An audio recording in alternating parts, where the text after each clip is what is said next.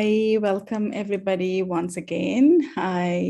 Good evening, everybody. I welcome you to our today's session, TESL Dialogue, the Digital Teacher Identity and Gamification. Today, our subject matter expert is Sarah Alexander.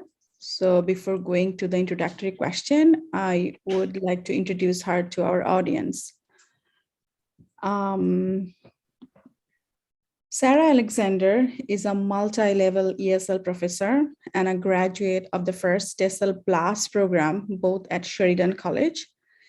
She has recently graduated from Mary Immaculate College, Limerick, with a master's in applied linguistics. One of her main interests is applying gamification to classroom pedagogy to create engaging and challenging lessons. So welcome once again, Sarah Alexander. Thank you so much. You are welcome. So first of all, the introductory questions. So our introductory questions are, what does creativity mean to you? So Sarah, this question is for you. What does creativity mean to you? To me, creativity is really thinking outside the box, coming up with something novel that hasn't been done before, but that is also necessary. So whenever there is any sort of problem or challenge, I find that that is where you can implement your creativity. Nice, thank you, Sarah. Great. I was wondering if anybody else has any different definition about creativity. We have Mitra here that says anything that's new, like new practical or novel ideas applicable to your context. Wow, thank you very much, Mitra. So everything new ideas you bring into your context. Marjorie, good evening. Yeah, okay, from Stratford, nice, welcome. Okay. So any other ideas you have about creativity and what you consider as creativity? Creativity in the classroom, or creativity in general, because there are two different definitions for creativity, right? That's a great question, Ali. Yes. So Sarah, would you like us to focus on creativity within the teaching context in our classrooms, or generally speaking? So in general, I think to open up the discussion and really kind of get our brains going, I would say in general. Okay, so in that sense, we can have artistic creativity, we can have philosophical creativity, we can have social creativity. Okay, so creativity is bringing up with some certain concepts and ideas that make put you in a kind of a different path to have a better productivity and connection and integration with the other people. But in the, I think, classroom context, so I think teachers need to be creative, because we have different kind of challenges with students, right? So we have to be creative in making new ways to cooperate with the students. That's so true, Ali, especially when our old ways are not working or are not effective anymore, right? Or under new circumstances, like what happened with during the pandemic. We really had to be creative. As Marjorie is saying, it is being inspired by nature, people, and events, right? Absolutely. And yes, I think that encompasses a lot of things, right? Nature, humans, people we interact with, and also events that are out of our control maybe, and that push us into being more creative. Great. Good. Anyone else who would like to share their interpretation? Very insightful ideas so far. Thank you, everybody. Okay, so I think we could move on to our second question, because as we said, we have some introductory questions, and then we'll continue with our more in-depth discussion questions. Ume? Yeah, so do you consider yourself a creative person, Sarah? So as a kid, I was always fairly okay at drawing and painting and that sort of thing, and that was always kind of my thing. So I guess I thought, well, creativity equals art, therefore I am creative. It wasn't until I really started teaching that I realized that creativity applies to so many different aspects of yourself and your practice. And it really does integrate into everything you do. So absolutely, as Ali was saying, you can be creative in philosophy or science. And I found that once I became a teacher, it was really a marriage between the logic and the artistic. And so being creative is not only creating games, but it's thinking of things in a new, different way. We're constantly having to do that with our students so that they understand, you know. So instead of maybe just repeating yourself, or the instructions, you have to kind of deliver it in a different method. Or when you find that students just really not understanding a grammar topic, so you have to break it down in a new way to make sure they understand. So creativity is not just that art piece, it's in everything you do. And we're striving for that novelty. And so in that sense, I found that I'm a creative person in everything I do, not just art. Wow. Great. That's a thorough answer indeed. Thank you, Sarah. And we have Mitra in our chat box telling us that she thinks she is creative, not in that sense of artistic, but yes, troubleshooting the issues right away. That's a great way to see it. Or presenting the same class materials in a different way. Very nice, to make it more engaging, more motivational and interesting. Yeah, absolutely, Mitra. And I think we all agree on that, right? Thank you so much for sharing that. So it shouldn't be something big, right? Being creative, you create the wheel where we're not supposed to invent the wheel all over again, right? Yes, you should be clapping for yourself, Mitra. That's a great idea right there.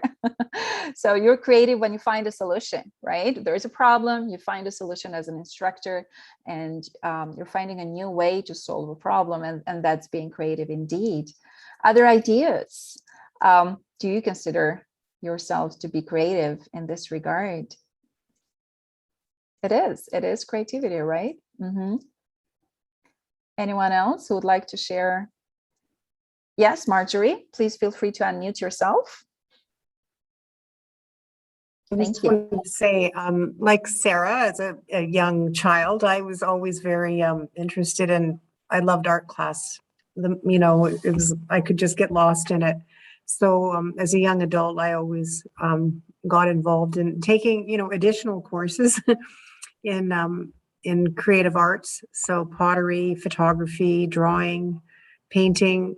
And I find that really has been helpful for me as an ESL teacher, because I always try to find creative solutions all the time. So, I think by even this past winter in the pandemic, I took a Zoom course that was a creative arts course to get me painting again. And I found it really, finding creative hobbies that give you joy also helps me relax more as a teacher in a multi-level environment, because teaching multi-level, sometimes can have moments of stress, right? When you're trying to meet everyone's needs. So by sort of exercising that creativity, it sort of keeps it going, from the hobby into the classroom, so to speak. That's great. Yes, to build that bridge and that transition. And it's what we were also talking about, teaching the same material, but in different ways to the different levels of students we have in class, right? So even explaining the same concept using different tools that might work for some of our students, but not the others. And when we switch from one tool to the other, from one method, from one way to the other, we're being creative in that matter. Yes, and Marjorie is saying that she's always enjoyed creative projects and hobbies. Uma is sharing that for her, creativity is a mental journey and process. Nice. Okay, any other ideas? I think the classroom, it's a kind of a stimulating question for students that, okay, do you consider yourself a creative, individual? So I usually tell them, okay, I myself have been playing the classical guitar for a couple of years. And sometimes, music and movies are so stimulating for students. I usually ask them, okay, so do you think that you can be a creative person in the future and you can be a kind of artist in the future? And I usually have different kind of beautiful responses from students. And yes, in respect to being in the classroom, I consider myself so creative because there are different students with different capacities and understanding. So I try to apply my creativity to manage these types of students because there are weak students, there are strong students. So it's important for teachers to be creative all the time, apart from the individual creativity. Very interesting, right? That's one of the hats we need to wear, right? Being artists and creators of new things. Great, thank you. And get the rabbit out. Yes, the magicians in the classroom. Yes. Thank you. Very nice ideas, everybody. Thanks a lot. Good. Okay, so Uma, we can move on to our next introductory question. Yes. Yes. Do you consider? Okay, so this is our third question. How might we implement creativity into pedagogy? Yeah, we have touched this question a little bit now, very specific. How might we implement creativity into pedagogy? Yes, Sarah, over to you. Thank you. Yes. So my goal with the creativity question is actually to show you that we are all creative people. And I think sometimes people forget that if they are someone who is maybe a little bit more logical, but as everybody has mentioned, we do so much with creativity all the time. And even those hot teaching decisions are a creative way to implement the material. And it certainly has a place in our pedagogy because it becomes a part of the classroom in how we deliver and how we teach. And creativity isn't always, spending hours and hours on different materials, but, kind of recycling your materials. So every time I teach a new course, I collect materials and PowerPoints. And when it's time to teach the course again, if the lesson outcomes are the same, essentially we're teaching the same thing, but I personally get bored teaching the same thing twice. So I go back to my PowerPoints and I might recycle them and I might think, how might I make this better? How might I deliver this material in a new way? And how might I make it more engaging for the students? So I really reflect and think about what worked and what didn't in any given lesson. And then I just kind of find things to supplement and make the lesson as engaging as possible. It's as simple as even you're teaching a grammar topic. So you think, hey, I'd like to play a game this time. Maybe I can find a game online. I've done that plenty of times. I'm not actually creating the game. I just look up, for example, Conditional's Jeopardy Lab. It's something as simple as that, and they love it. Having discussion questions or new discussion questions, or sometimes I'll tailor my lessons because maybe we did a discussion question. I realized my students didn't want to stop talking.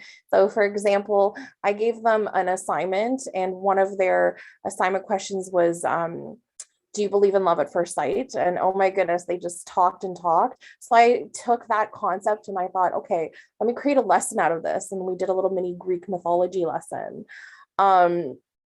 It's in everything you do, and it's so integrated into how we teach. And I think the key is to keep striving for things that are new and challenging.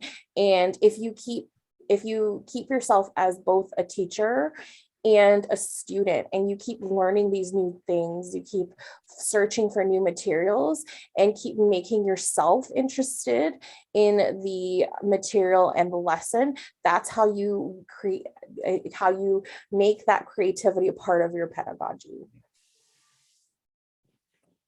Thank you. Thank you, Sarah. Wow.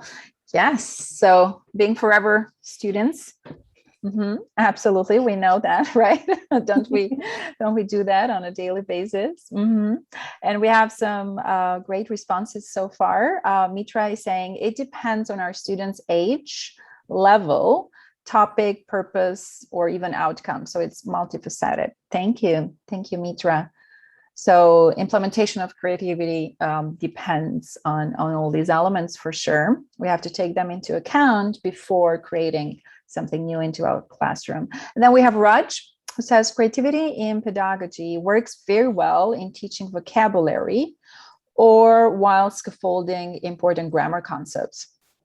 Right, so vocabulary and grammar, according to Raj, are very great tools in which we can use creativity. And that's so true, right? Because these are tangible things that you can touch. And by being creative, students are engaged and they're having fun, right? In this new thing we have created for them. And the retention is higher. Mark Neto is saying, I give students a picture and ask them to write a story. That's amazing. And they can come up with anything, right? That makes it so interesting. Or they can write a news article, a description of what they see, depending on their level, depending on the topic, depending on their age, right? So they are given the creative task. Wow, they become the creators in our classroom. Very nice. That's a great idea. Thank you, Mark, for sharing. Mitra is saying creativity mostly can be seen in task-based activities. Creativity from our students, right? That's what you mean, Mitra. Great. So what do others think about this? Yes. I think in ESL classes, adult classes, so in the part of free activities, okay, so when it comes to some topics, when I put them into groups, okay, so I think that's the best time and part that they can be creative. My philosophy in teaching is that I persuade the students. I never understand the students' abilities. Whatever they are and what level they have, okay, they're always persuaded by me. So I put them when I put them in the groups, okay, that's the best time, because in the parts that we have some let's say activities that they have to fill in the gaps in these things, okay, they cannot show their own creativity, but when they're put into different groups with different topics, they're able to express their thoughts, and it works a lot. I always get a lot of feedback from students that especially in the free activities, they're able to express their thought, they're able to to be creative all the time with some pictures, with some specific topics related, of course, to the material that are taught in the class. Right. Because emotionally, they feel better when they are amongst each other. That's right. Yeah, that's right. Instead of presenting an idea in front of the whole classroom and in front of their instructor. Right. Right? Right, that's correct. Yes. Yeah, that's so true. And in small groups, they feel that they can contribute and then learn from one another. Great ideas. Marjorie is saying, I enjoy being both a student and teacher in the adult classroom. That's great. I encourage them to share something about their first country that they can present to the class. Bringing something from them, right? Inviting them to participate. That's great. They really shine when classmates start asking questions and they are the authority on their topic. They know better than anybody else. This helps build confidence for other topics that may be more challenging, right? Baby steps. We start with what they know, right? And we build on that. Great ideas, Marjorie. And then we have Maya, who's saying that I provide them with different items for learners to look at and try to decipher the connection between each item.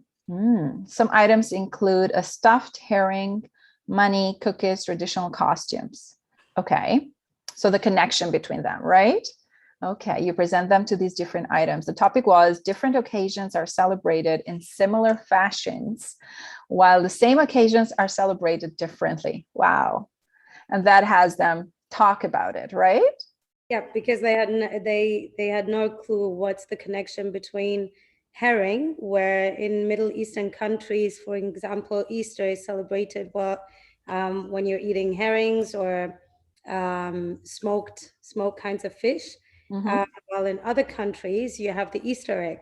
So to decipher the connection between them, it was very engaging for them. Wow, I bet it was. Absolutely. Yes. And then to show them that even though we are celebrating different holidays, we still have connections, right? Building that connection between your students. That's a very creative task. Thank you for sharing that, Maya. Great. Yes, and Mintara is saying, I think, referring back to Marjorie, by this, you give them the confidence. Yes, absolutely right. You start with what they know, and then they are confident to share even more. Great idea indeed. And yes, great. Other ideas of creativity that you like to share? This was lovely. I have to write down some of these ideas for sure. Thank you. Great. So we can move on. Marjorie, yes, you raise your hand. Please unmute yourself. Feel free. The unmute button. It's at the very bottom next to stop video. You have the mute unmute button.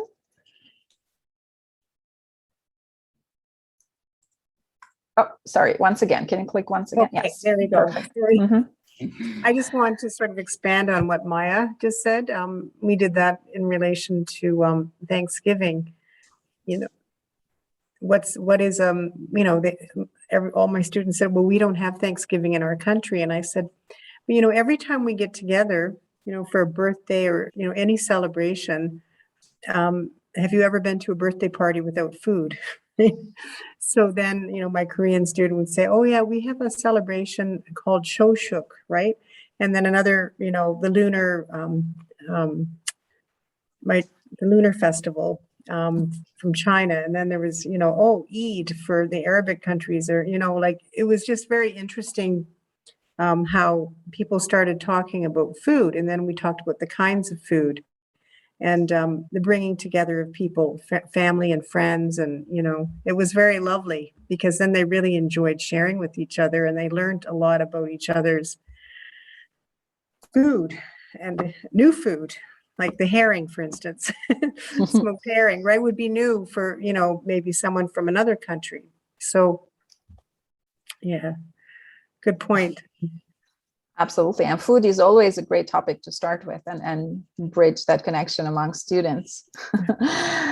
And as Mitra is saying, this is the best part of teaching ESL classes, different people, different cultures, and learning from each other. Yes, and finding those connections, that common ground from which we can build on. Absolutely. Great. I can add one thing, like I Sure. absolutely agree with it, because I learned from them how to greet in Chinese, how to greet in Japanese, how to greet in like Afghanistani, like Dari language, in Turkish language. So this is so interesting. Every morning we just say good morning in our own language. So I spend like 5 minutes for it, and my students are super confident at that time, and I can see their lovely faces. So that's a good way to start my class. Wow. That must be fun for them, right? Using their own mother tongue in an ESL classroom. Great, since from the start. Amazing. Great, thank you. Okay, good. So let's move on to our discussion questions, even though we had great input so far. Over to you, Uma, with our next question. So our next question is, what place does technology have in the post-pandemic classroom? Yes, this is everywhere now. So technology and pandemic, and engaging it to the classroom. Yes, Sarah. Absolutely. Yeah. So this is a question I kind of thought of because I remember when the pandemic started, I thought, oh, how long could this possibly last? I was very naive. And I think a lot of us were kind of like, it'll eventually get back to normal, maybe a couple months at most. So I actually started labeling all my materials as online materials. And I really had this disconnect between pre-pandemic and then pandemic. And I wasn't even thinking about post-pandemic, because then at some point you're like, oh my gosh, is this even going to end? Like, what's going to happen after this? And everybody's talking about the new normal and everything like that. And I find that there are kind of two camps of people, those who are very traditional and want to go back to the face-to-face classroom, and those who think, you know what, this is brilliant, let's just continue doing online forever. And there are pros and cons to both. And I think we really need to marry the two to in the post-pandemic world, and also to just kind of help our students. Technology is not going to go away, but neither is social and personal interaction, as long as we're safe about it and things can go back to some sort of normalcy. So what does that look like when we go back into the classroom? I think the best thing to do is take those materials that you have online and bring them into the classroom. So why not bring computer games into the classroom? Depending on, of course, the tech of the classroom that you're actually teaching in. But if you have a projector, why not do some sort of Jeopardy game and have them come up and press the button or whatever it is that you want. But I think it's important to keep those online materials and have them with you for the post-pandemic classroom, because it can't go back ever to 2019 before all of this kind of happened, right? And we have to keep moving forward. And I think we also have to use this mindset. The creativity portion here is that also that we had to change so much and we had to become different teachers. And one of the most interesting things I've heard is, who am I online? I'm a very interactive teacher. I play a lot of games. How can I possibly do this online? Well, you can, as long as you bring yourself and your creativity and your passion into any classroom, it'll still work. You might just have to think, okay, how can I do this in a different way? So maybe you might have to print a couple of things or create a couple of physical things in the hybrid classroom and mix that with technology. But the point here is, I think a lot of teachers who might have been afraid of technology can now still use it in that classroom. So you don't have to kind of separate yourself as the online teacher and that face-to-face teacher. You can put the two together and keep evolving your materials so that they're relevant to the time that we're in for your students. So that's kind of my 2 cents on that. That was an in-depth analysis and a great advice. I would say keep those tools handy. Don't delete any of those documents and files, because you will need them, right? And you can definitely combine the two. I completely agree, Sarah. We cannot distinguish anymore, and we cannot separate the two anymore. A combination, and Xavier was saying that hybrid is to him the best compromise. So combining online with face-to-face. And then Xavier is saying that he prefers online, but it's nice once in a while to be physically present. And I think that, well, many of my colleagues feel the same, that we might start face-to-face in January, and many of us are reluctant because we've become so comfortable from working from home. But yes, we definitely miss meeting and seeing our students or colleagues face-to-face. Raj is sharing the idea that in the age of disruptive technology and the pandemic slipping in and staying like it's never going to leave, it's no wonder education technology could potentially replace face-to-face. Technology is eroding all learned aspects of learning and replacing with a new reality. Look at the explosion in the technology apps and their use in all kinds of settings. Absolutely mind-blowing. Absolutely. And I think it's a lot for teachers to learn. And there are so many choices for us to make that it's a lot of pressure sometimes, right? And then let alone our students, they might have several professors or instructors or teachers to work with. And if all of those instructors and professors use different tools, there's so much for them to learn, right? So many tools for them. Xavier is saying that technology is a tool, no different than a chalk and blackboard or marker and whiteboard. It's how you use it, right? How effectively use it. Wendy, the hardest part I've found with using technology is the incomparability across different device platforms. So you cannot compare. there are different, I find that sometimes they help one another, but sometimes they really lack many elements that you have found in another tool. And you're like, okay, why can't we combine these two and make it perfect for once? Disruptive technology. Mark, so Raj is asking, Mark is asking Raj about disruptive, or is that a comment, Mark? Yes, feel free to unmute. Clarification, I didn't understand it when he said disruptive. Disruptive, how in what way disruptive? Ways. Thank you, Mark. Yes, Xavier, you can unmute yourself, feel free.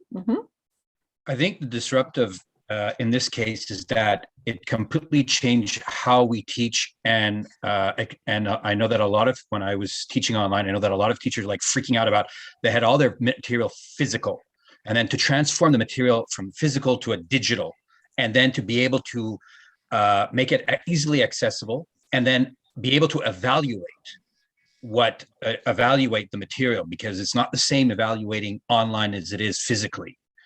That's the disruptive part, that it forced teachers to come up with completely novel ways of transferring the material from one medium to another, and then following it up with an adequate evaluation process.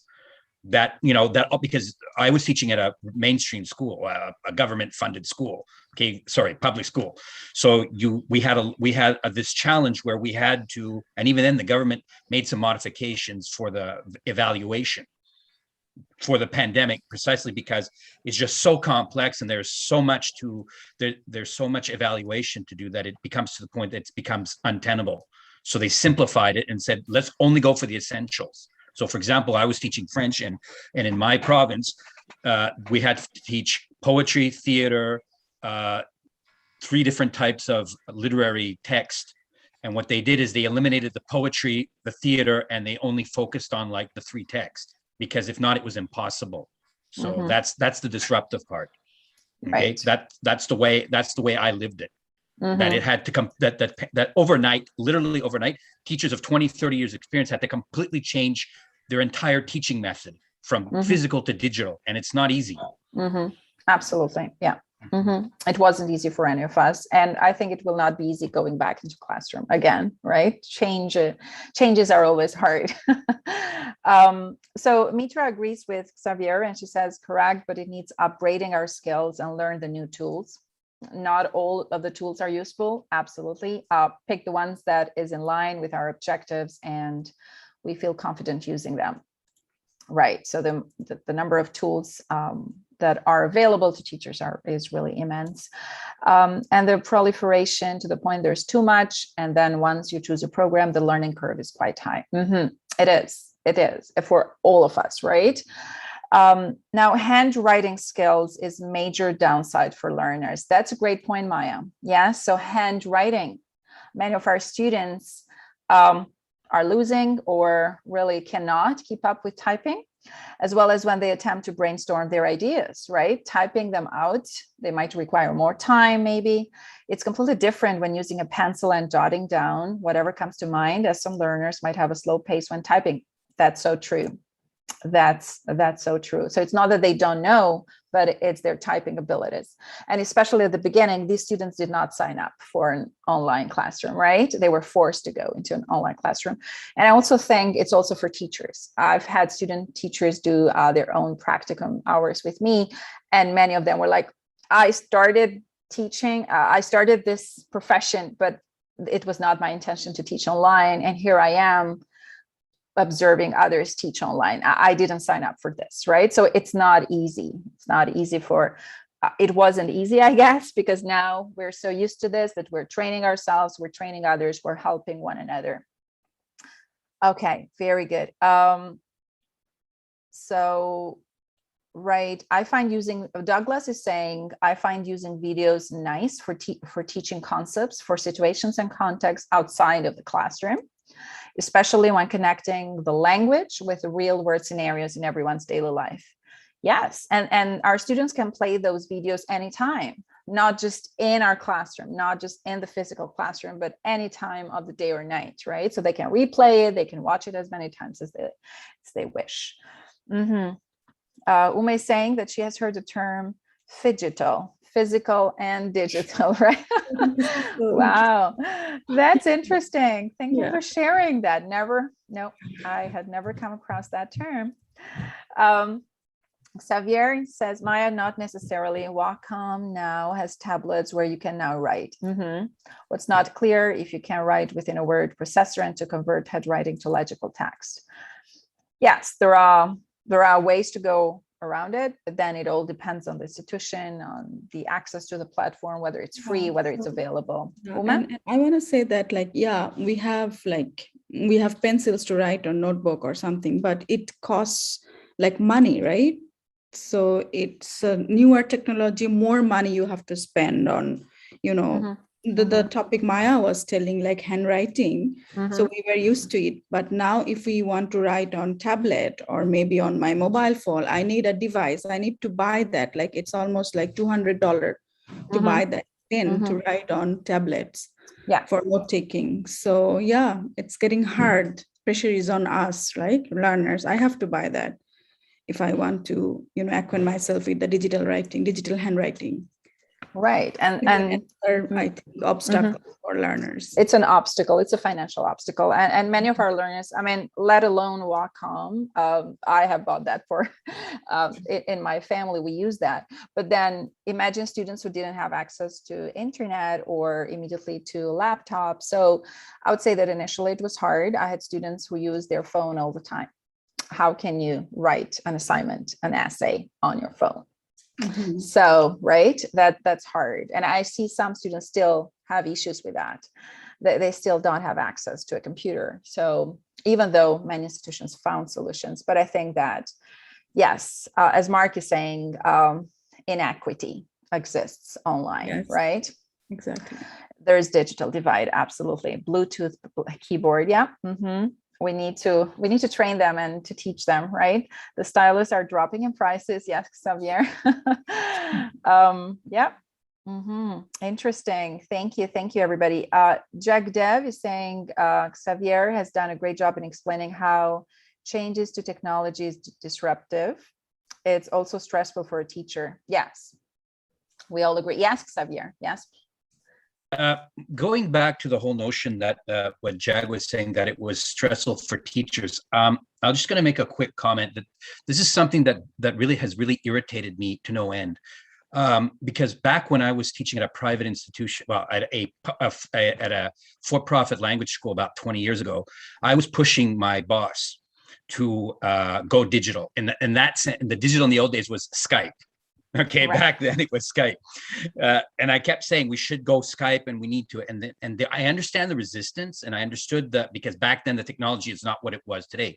And when I was in Asia, I spoke with, because I was at at a for-profit language school that's very well known, and I spoke with the regional director, and I pleaded the same thing, that we need to go online and we need to put everything online. They were starting it, but there was still a lot of resistance because the head office was in an Asian country where literally, if you don't have a teacher, you take the high-speed train and you go down to the next town, and they can rent very small spaces for 2 or 3 students, and they can do the classes. So there's a lot of cultural resistance.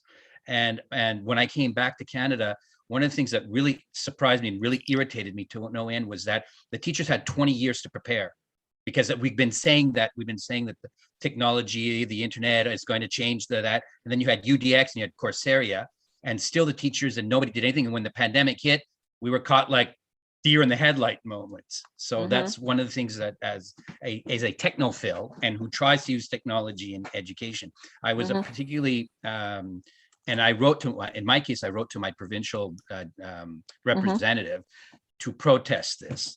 Okay, I never got an answer, but the idea. Okay, sorry, I went over a minute. No, thank you. Thank you for sharing this, Xavier. So avant-garde, thinking ahead, and visionary years ago. And here we are. That's so true. Yes, it's many institutions were using, were actually uploading all their materials online, but not all of them, right? There was so much going on in the classrooms that was not digital. And once the pandemic hit, we were all caught by surprise. Absolutely. Yeah. Great ideas and discussions, and going down the memory lane 2 years ago when everything started. Great. Thank you. Thank you, everybody. So I think, Uma, we're now ready to jump into our next question. So much going on here. Thank you, everybody. Very insightful ideas and experiences. Please keep them sharing. Uma, unmute yourself, please. Sorry. So our next question is, does technology have a place in the face-to-face classroom? Yeah, so this question does go hand in hand with the previous one, and I thought it was important to address because, like I said, I kind of had this mindset of, you know, the temporary online materials, and, you know, it's fine. We're going to go back to normal and I'll just use my old stuff. And then the more that I started to build up my materials, the more I realized, you know what, these are really useful and I don't want to let go of them. You know, I like what I've done. And I think it's worth including in the face-to-face classroom. I think what we forget sometimes is that the equity piece. A lot of our students come from countries where they don't have stable internet or freedom to it, and you know, they have to learn technology as well. And I think it's just so useful. You know, some of my colleagues kind of say, you know, we have to teach them technology too, but I don't like thinking of it that way. I like to think of, yes, we teach them technology too. It's important for them because it's not going to go away. In fact, it's only going to progress. Think about, you know, how we went from, you know, the flip phones to an iPhone in the matter of a couple of years, and it's just going to get better and better. And so I think it's important to hybrid ourselves and our thinking. So I love how someone mentioned the stylus. So right now, art, thinking about art, it's all digital, but we still use our hands. You know, we're not going to become obsolete just because technology is improving. We often find that hybrid solution. So you have the stylus where you can write, so you don't have to type all the time. And I think that's the mindset we need to have when we're going back to our classrooms, is that we are hybrid. I don't think it's useful to do fully online or fully face-to-face. I think it really truly does need to be a hybrid, because we need that social and physical interaction, but we also need that creativity that the online technology provides us, and that connectivity. And we have to use both. So think about, even for example, teaching collocations. I love to use an online corpus, and you know, I might just tell them, give me a word, and I'll type it in, and I show them the words that collocate with a specific word. You can play games online, have the Jeopardy board on the projector, and then have them interact with you. If you have access to a computer lab, I can use my PowerPoint games to have them download them onto their computer and start playing them, and then doing it that way. But I think we need to have this mindset of hybrid individuals where we bring that technology with us, and we also help teach them the technology. Otherwise, we're really doing our students a disservice, because they might know certain things, but then they go into the real world and they don't know how to use Word properly. And that's such a, like, I see it all the time. My lower level students have trouble even just doing the tab for an indent. And I think we need to start integrating the technology, not only in the classroom to be used to teach, but teaching about that technology as well, and having them get comfortable. Wow, those lifelong skills and transferable skills. So what they learn in our classroom can be useful to them in their future job or even daily life further on, right? Great idea, Sarah. Thank you. Mark is saying definition of technology. There are many useful technologies in face-to-face classes. Yes, and we can utilize them when we go face-to-face as well. Xavier, of course it does. First, flipped classes are now our norm, right? Video for discussion or to meet a pedagogical objective, and the exercises are so much easier to read. I have bad handwriting. Me too. So yeah, that's so helpful to me, right? When I type it, everybody understands it. I don't need to rewrite it again. Mitra is saying it is still in use as we used it before the pandemic, but not this much. Like we use Podium, projector, visuals. Yes, we did use all of those tools, Mitra. That's so true. Uma is saying that I think taking the best practices from both online and face-to-face is better. Learning from those experiences, getting benefit from both sides. Absolutely. Yes, very good. Wendy, did you have your hand up? Did you want to share anything, Wendy? No, it was discussed already earlier on. Oh, okay. Sorry. I'm so sorry. Raj is saying we were always complementing the two ever since internet and advent of modern computer made it possible. So they're complementing. They will continue to complement each other, and it should be that way. Absolutely right. Xavier, this is an example of creativity. Integrate language learning goals with how to use a program or platform for outside the classroom. Yes. So we teach language and we integrate it with how to use that platform or program outside of our classroom. That's an example of creativity indeed, combining the two. Marjorie is saying my intermediate learners prefer to continue with online learning using technology. That's their choice, right? Yeah.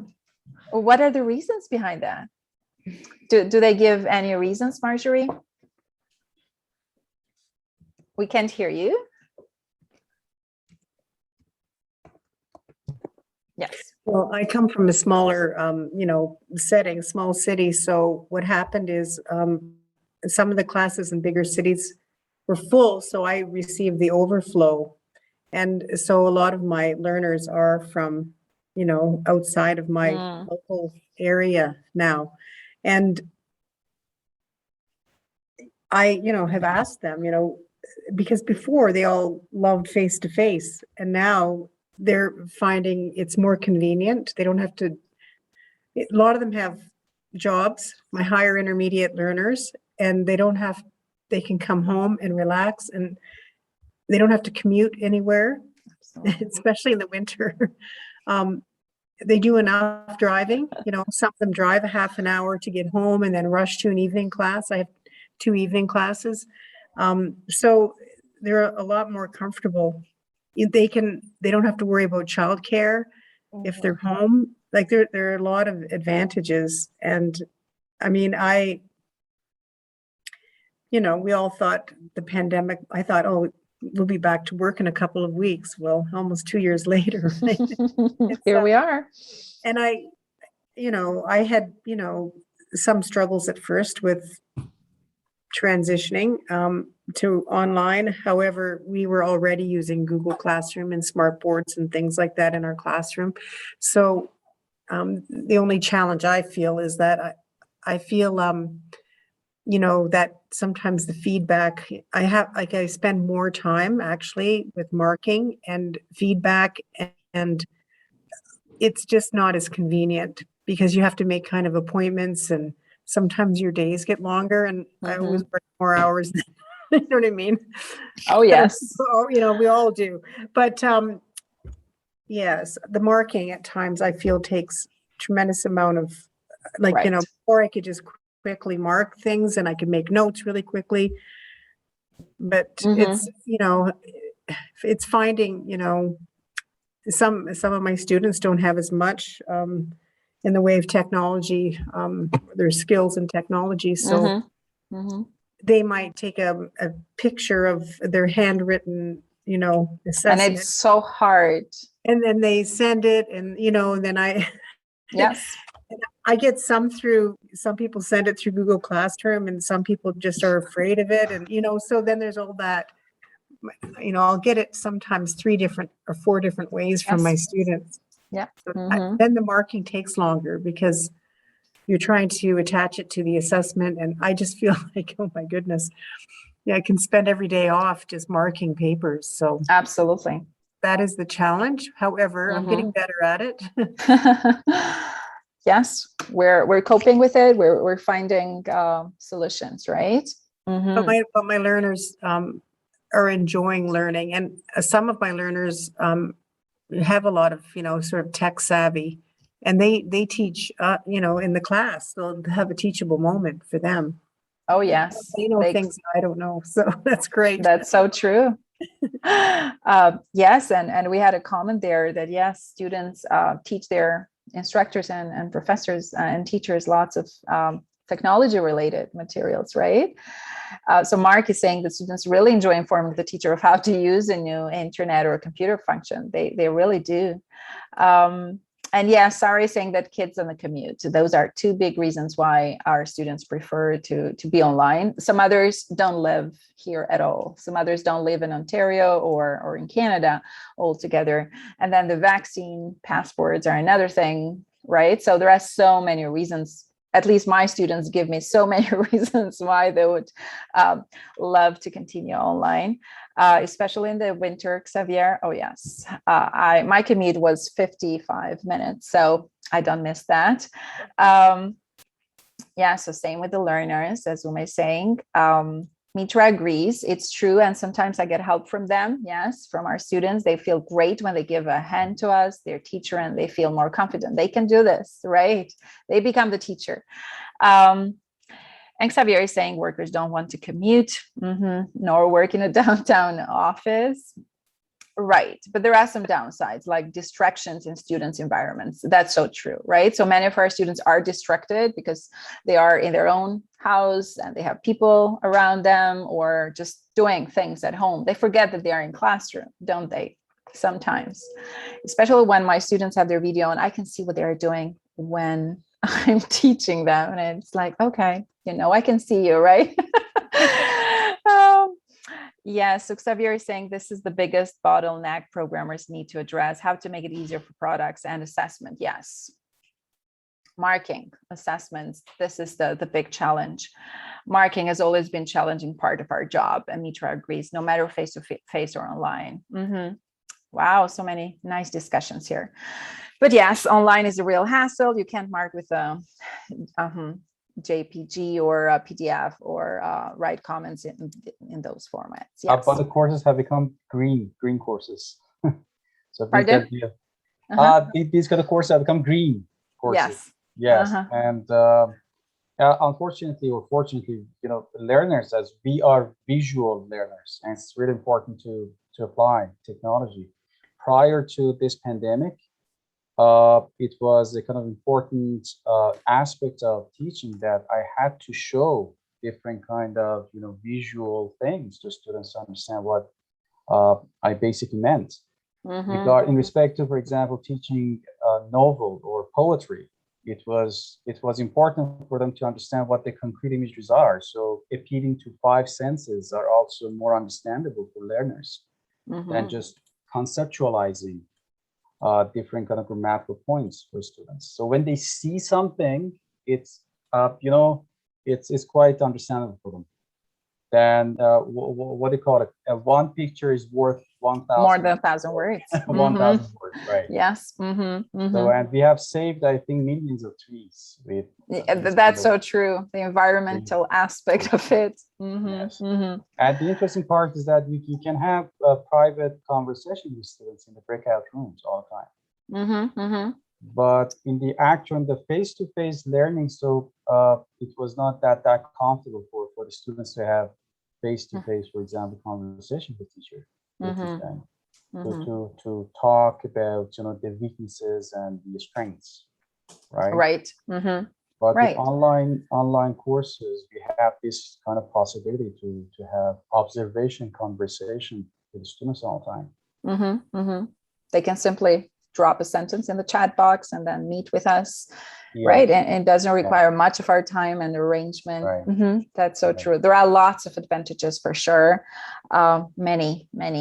But yes, nothing is perfect. So That's why we had so Yes. many, just Yes. so many options saying hybrid is the solution. We need a bit of both, right? Okay, great. Thank you. Thank you, everybody. And yes, each tech tool has its own problems for sure. Uma, we're ready to go to our next question. Yeah. This is lovely. So, yes, so our next question is, how might we integrate technology and creativity? Yeah, integrating technology and creativity, yeah. So this is actually, you guys have already done this work and answered this question, which is perfect because that's exactly what I was trying to go for. Necessity breeds novelty. And so that means not only like the necessity of teaching online has now, you know, we have all these new practices, but also all these problems that everyone is bringing up are so valid. And the more we do this online practice, and the more people actually do complain and tell these programmers and these different programs the different problems, the better the technology becomes. So a lot right now is the marking, absolutely. So I think there's going to be a necessity to create something that makes it easier for us to mark. If anybody uses some sort of D2L Blackboard system, my trick is I make everything go through Turnitin, and I tell them that they must submit through a Word document, and I grade through Turnitin. So when you click the little bar that gives you their scores, I just like I would in person. And so that's made my marking a lot easier. So just thinking of different ways to use that technology and make it easy for yourself and easy for your students. When I do this, my advice is also to take it slow.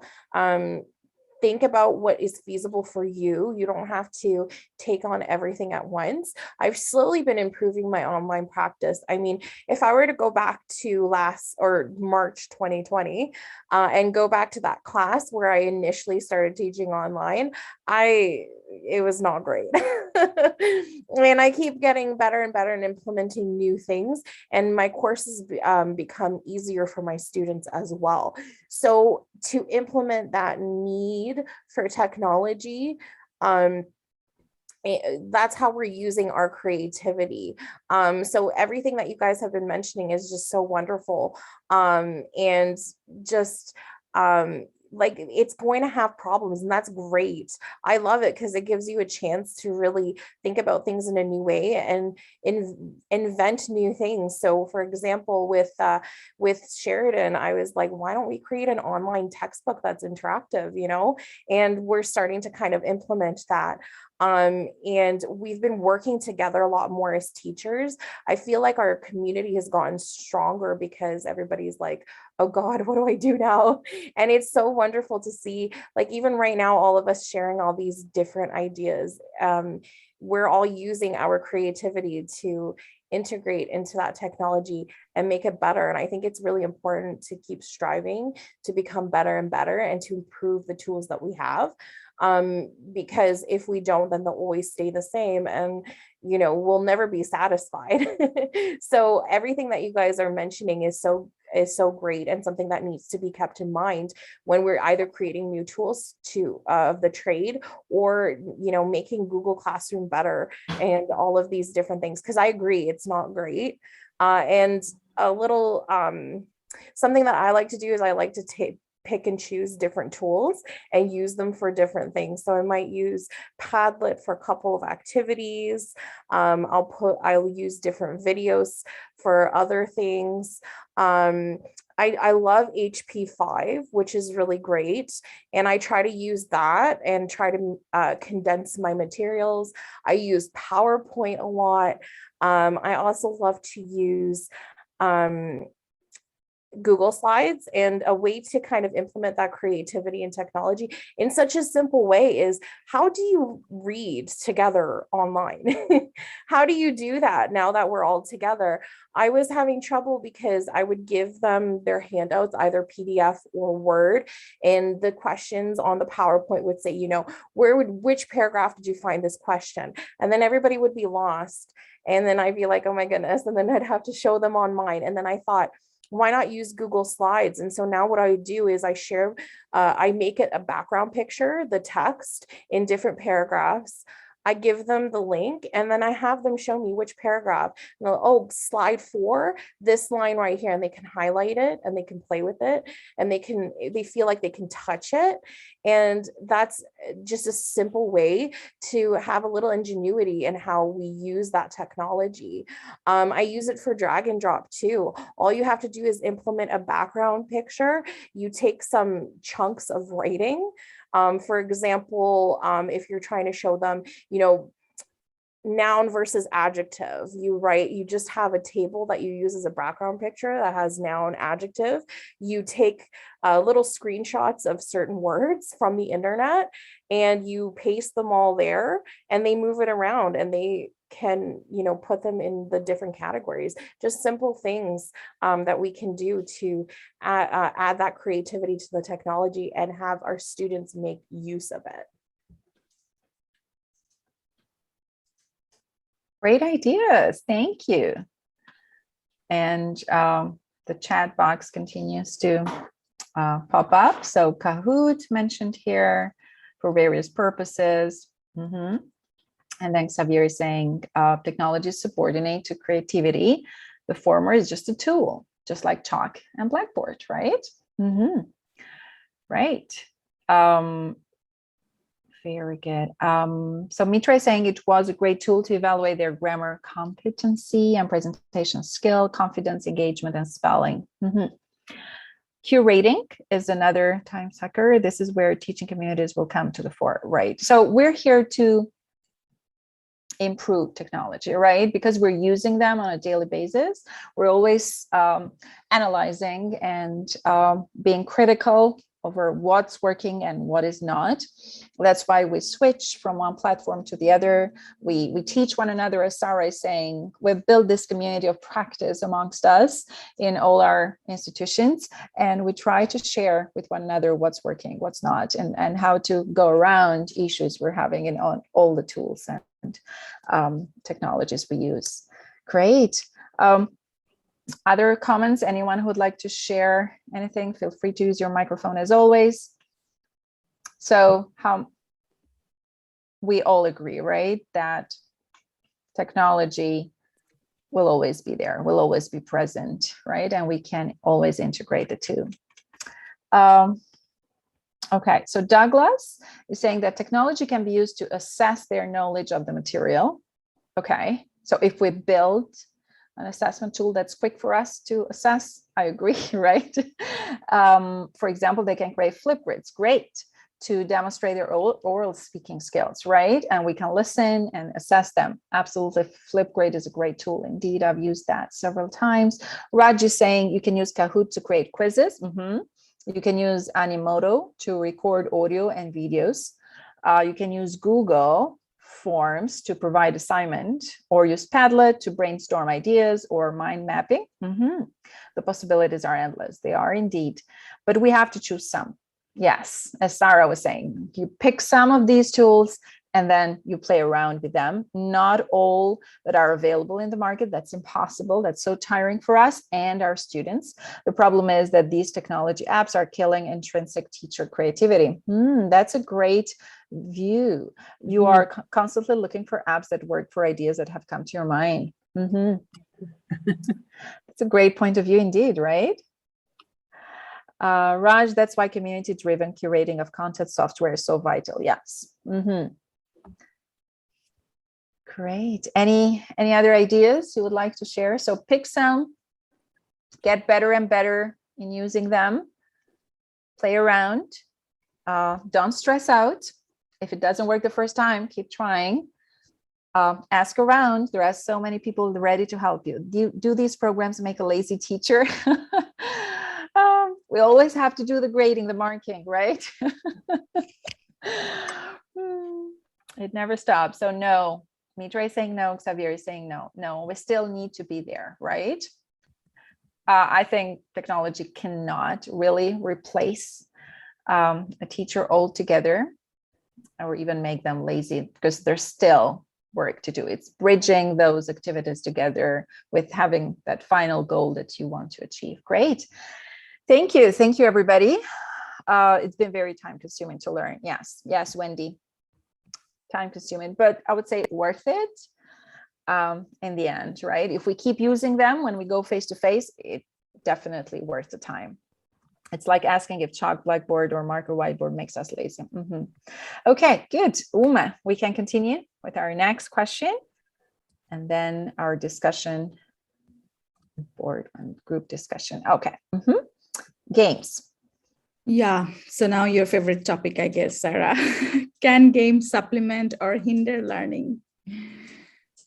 Yes, awesome. So the reason why I included this is because I love to talk about gamification, and I've done in the past presentations and workshops on how to create PowerPoint games. And so to do that, you kind of have to do a lot of hyperlinking to create buttons and things like that. And, you know, I personally put in a lot of effort because I'm a dork and I love it. But some teachers were like, this is too much work. I never, you know, want to do this. And I once got this really interesting question, which was, if we do this, do we become entertainers? Yeah. And does that become our identity?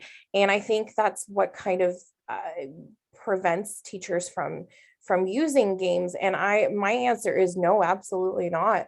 I keep my classroom different, and my students know that you know, we're not necessarily going to always play a different game. Depends on the day. Sometimes I have to do a little bit more TTT. Especially if I'm teaching them note-taking skills, for example. But I think we are entertainers already, because you have to stand up there and you have to use your public speaking skills to kind of keep their attention. But I actually find that games help me as a teacher. They bring up all these new questions that they may have that I've never thought of. And they bring up specific problems that a student might have, and then they can ask the question, or they can use the game to learn it. But I definitely don't think that it hinders learning. I think it supplements it. And actually, you know, as a kid, to be perfectly honest, I have found school pretty boring. But I do remember having to be pulled for ESL. So I came from Portugal when I was 5, and I did have to do ESL. And I mean, to be honest, the ESL teacher back in the day would just sit me in front of the computer and make me like play a game. But you know what? I learned really quickly how to dress someone in Canadian attire. So I knew what a toque was right away. And I, you know, I liked those types of things. It made it more memorable. And I think we need to stop thinking of it as entertainment or something extra, and as a way of teaching, because games not only you know, supplement your teaching, but they have the student use their creativity. And that's so important for them to be able to get those language skills. They love playing games. Sometimes if I'm having a week where, you know, I can't necessarily do this or that, they're like, Sarah, we need more games. Can we play Kahoot? And you don't have to create every single game. You know, I certainly don't. I create some when I feel like I need it. Like, for example, I had to create a game to show them how to use virtual classroom because they were lower level students. And they're like, I don't understand how to type. I don't understand how to use the breakout room. And so out of necessity, I created a PowerPoint game on that. And it really, really helps. They understand now. It's amazing to see what games can do in the classroom. So I might be a little bit biased, but I'm a huge fan of doing this. I think that, you know, it can't go wrong. You're having fun. You're going to remember, you're going to learn. Think about, you know, do you remember recess more, or do you remember your history class where you just had to listen to your teacher talk to you for 3 hours? You're going to remember recess. And if we integrate play into learning, it creates this beautiful classroom where you're all learning and playing together and you're having fun, but they are learning, and it's amazing. I love it. And it's not just for kids. And I tell my students all the time when I start, I'm like, listen, I'm basically a big kid. And I love to play games, but it's not childish. And I've had my students play kid games. So sometimes I'll type in, you know, games for a certain grammar topic, and it's a little race car, and they have to answer the question for the race car to move. They love it. They're like, the questions are actually really difficult. I'm like, I know. And you have to win the game, you have to win the race. So there's that element of play, but it's still challenging and engaging. So as long as you're not patronizing in how you play these games, you know, you're not playing, I don't know, you know, Simon Says, and they have to touch their nose or something like that. As long as they're engaging and challenging, you shouldn't have a problem. And they see the value, but you also have to explain it to them. So something really important is you will have those students who come from those types of settings where they're like, this isn't learning, it's a game. But you have to teach them, okay, but it's not a game. You're using the language in a different way. And if you do the same thing in 6 different ways, it really sticks into your mind. Once you ask them those CCCs and take up the answers to the game and everything like that, they start to see that value, and they're like, oh, you're right. And I'm talking to my colleagues, and now I'm using all this different language. So personally, I do think that they really can supplement your learning. And it doesn't mean you have to make every game. You can just, as simple as grabbing a game online, going to a Jeopardy lab, and just having them like play against each other. It just brings so much value. And even if you try to do it every once in a while, you'll see, you know, and they start to really love learning. And then it's not just, I have to do ESL. They like coming to your classroom, and that makes such a huge difference. So that's kind of my my opinion on that. Thank you, Sarah. Make learning fun, right? Okay, thank you. Thank you so much. So Xavier is saying that the biggest question to ask about gamification is, what's the goal, right? How does it help the students learn and retain, and can we assess the results, right? So Sarah touched a bit on them, but then assessing the results, what's your take there, Sarah? Do you assess the games you create? Oh, absolutely. You can definitely, so you can do games where there's a right and wrong response. A simple Kahoot, every time they get answers wrong, they're like, wait, what do you mean? I thought it was this. It's a learning opportunity. And you're like, but if you're doing this, when, you know, you explain the grammar concept or the preposition or whatever it is you're teaching, you can use creative materials to do different assessments, you know, like create a comic book or something like that, you know what I mean? So you can use that creativity as an assessment, and they're still writing, and or, you know, write an essay based on this picture. A colleague of mine does that in EAP, and the work he gets is phenomenal. He thinks of it in a different way. A student wrote about an empty Coke can marrying a Tim Hortons coffee cup. And it was just beautiful, and they become excited, and the language that it pulls out of them is just amazing. So, and my students all the time, and then it makes them want to come, it makes them want to participate. It also provides that level of comfortability, because then they're not afraid of being silly, or, you know, oh no, I don't want to talk to all these people. It brings them out of their shell. So you can absolutely assess in a lot of different ways. It can be informal or formal assessment. And what our age are my students? My students are range from 18 and up. I have people, I teach people older than myself. I teach people a little bit younger. And it doesn't, like, they don't get offended. It just depends, you know, on how you present it to them. And if you make sure that they know, like, hey, we are, we're still adults, and you use that, and they love it. And yes, they're all ESL students. Right. So it provides some of the best lessons that I've ever had, and they retain it. You ask your CCQs at the end. So remember, how do you do this? And somebody will answer, is this correct? Listen to them while they're playing games. Listen for mistakes. Oh, and then I come back. Oh, I love what you guys said. I heard some really amazing things. Now, this sentence here is, to learn whatever. Should we use should we use to learn here? Is there something better?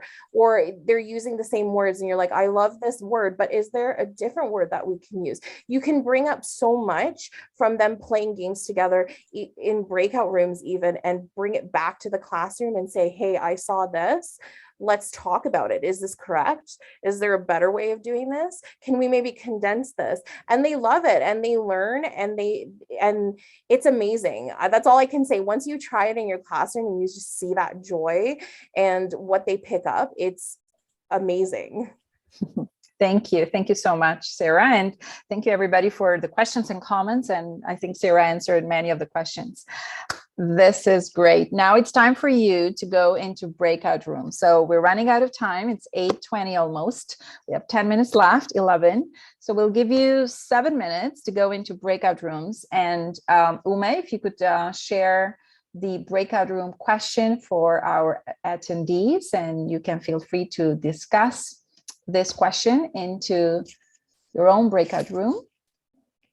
Yeah. Althea, are you there? We have the last question. Thank you. Thank you so much. So the question, Uma? Yeah. So the question for breakout room is it important to integrate technological learning into the classroom? Is it important to integrate technological learning into the classroom? Yeah, so I'll type this question in our chat box. Is it important to integrate technological learning into the classroom? So this is your question, and I'll open the breakout rooms now. Enjoy your time. Welcome back.